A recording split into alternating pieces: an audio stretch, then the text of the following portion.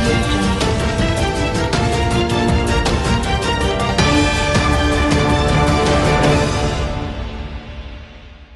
Assalamualaikum warahmatullahi wabarakatuh. Salam sejahtera untuk kita semua.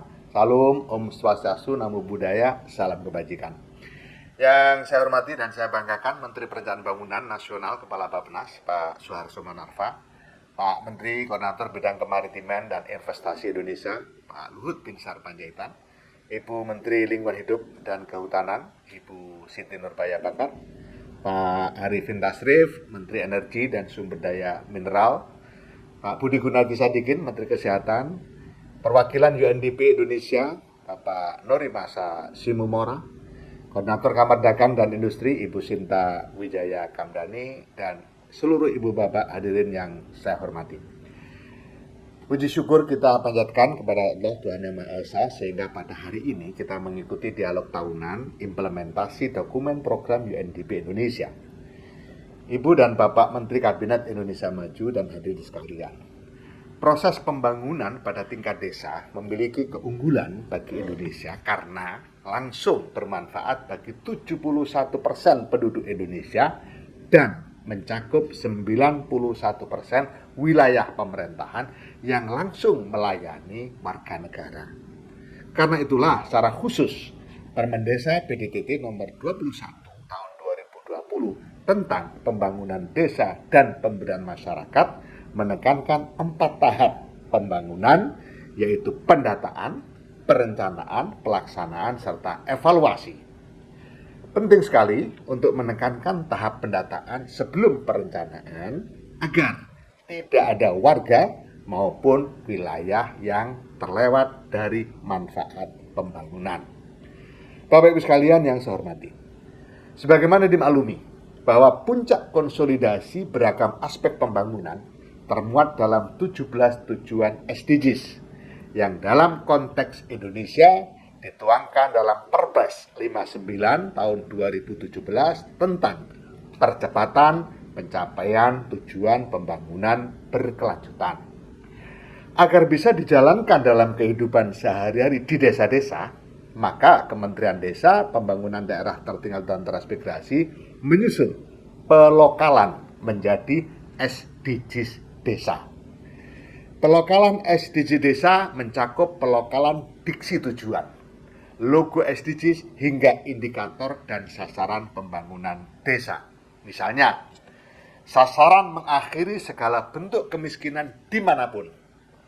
Kita lokalkan menjadi desa tanpa kemiskinan.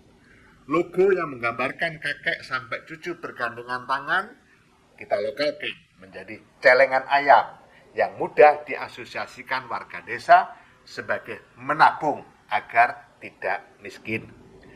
Indikator di dalamnya dilokalkan pada tingkat warga, keluarga, rukun tetangga, dan desa.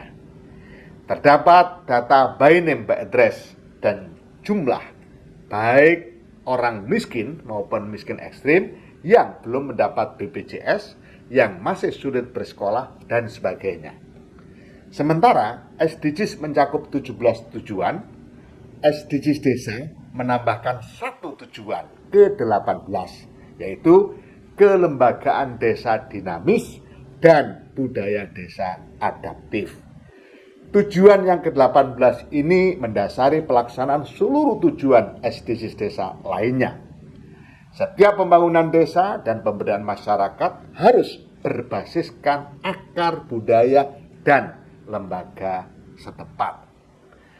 Dipraktekkan untuk 74.961 desa, serta bagi 214 juta warga desa, SDGs Desa bisa menjadi pelokalan SDGs dalam lingkup terluas dan paling praktis pada saat ini. Sesuai dengan proporsi penduduk per KTP desa, juga proporsi wilayah pemerintahan desa, dapat dikalkulasi bahwa pencapaian sasaran SDGs Desa menunjang 84% pencapaian tujuan pembangunan berkelanjutan pada tingkat nasional.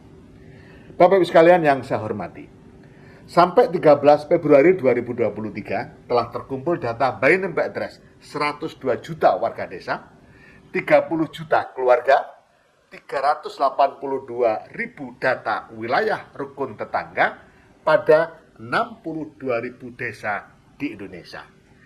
Data ini dikumpulkan oleh 935.000 pendata dari rukun tetangga setempat. Data detail dapat dibuka oleh admin desa, yaitu kepala desa dan sekretaris desa. Artinya, data SDGs desa benar-benar berasal dari desa, dikumpulkan oleh warga desa sendiri, dan berguna bagi pemerintah desa beserta warganya.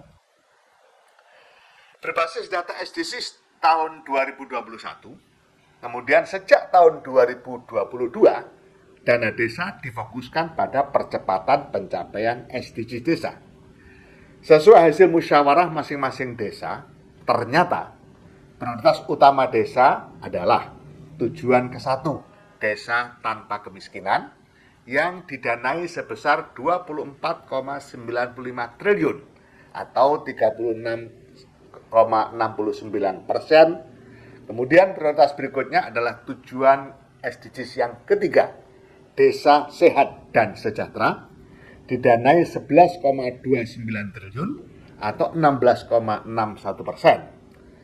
Prioritas berikutnya setara antara tujuan kedua, desa tanpa kelaparan, dan tujuan ke-9, infrastruktur dan inovasi desa sesuai kebutuhan, sebesar 8,13 triliun dan 6,88 triliun.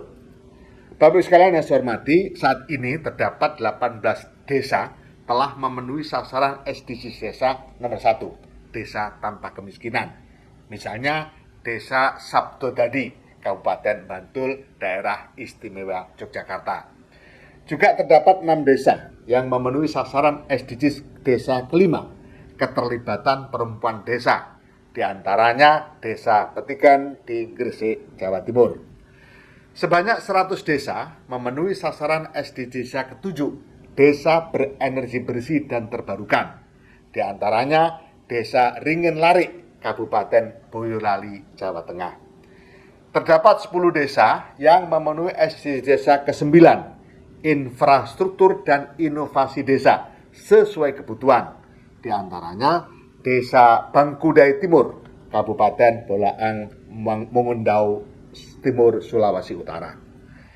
Juga terdapat 13 desa yang memenuhi SDGs desa ke-17, kemitraan untuk pembangunan desa, di antaranya Desa Canggu, Kabupaten Badung, Bali. Bapak sekalian yang saya hormati, meskipun saat ini tingkat capaian SDGs desa belum maksimal, namun jelas sejak tahun 2022 desa-desa telah memiliki peta jalan SDGs desa masing-masing. Tiap desa memiliki peta jalan sendiri yang berbeda dari desa lain.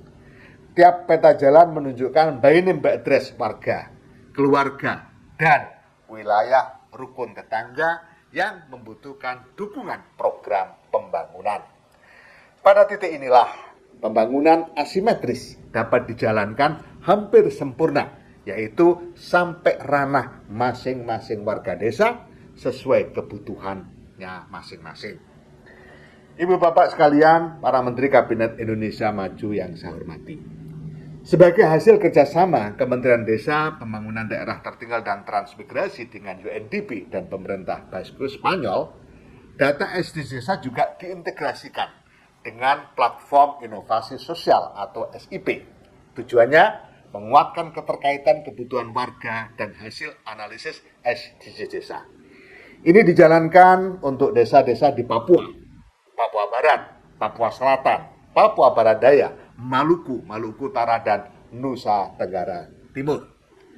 Tahun ini terdapat 220 kabupaten diselenggarakan sekolah lapang antara Kementerian Desa PDTT, Pemda, dan lembaga swadaya masyarakat.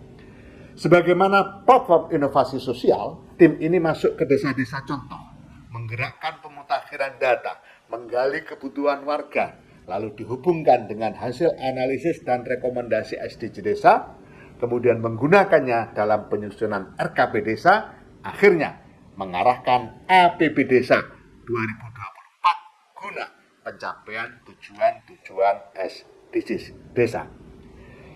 Desa-desa yang telah mencapai satu atau lebih tujuan-tujuan SDGs desa terus dikaji dan didampingi. Ini desa-desa yang hendak dijadikan contoh bagi masyarakat internasional untuk belajar mengenai pelokalan SDGs desa sampai level desa dalam implementasi yang masif hingga 74.961 desa di seluruh Indonesia. Juga pada hari SDGs desa yang nanti jatuh pada tanggal 14 Juli 2023 diselenggarakan serangkaian pertemuan global, baik seminar internasional, forum pegiat pelokalan SDGs, hingga apresiasi PIN SDGs desa bagi desa-desa yang sukses memenuhi satu atau lebih tujuan-tujuan SDGs desa.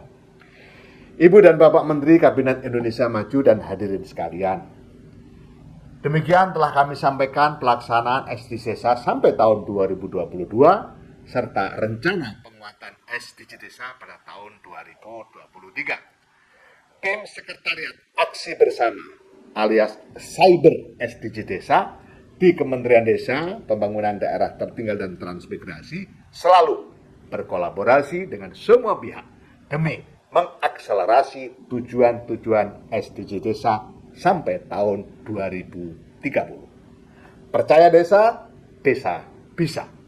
Wallahul muwaffiq ila aqwamit thoriq. Assalamualaikum warahmatullahi wabarakatuh.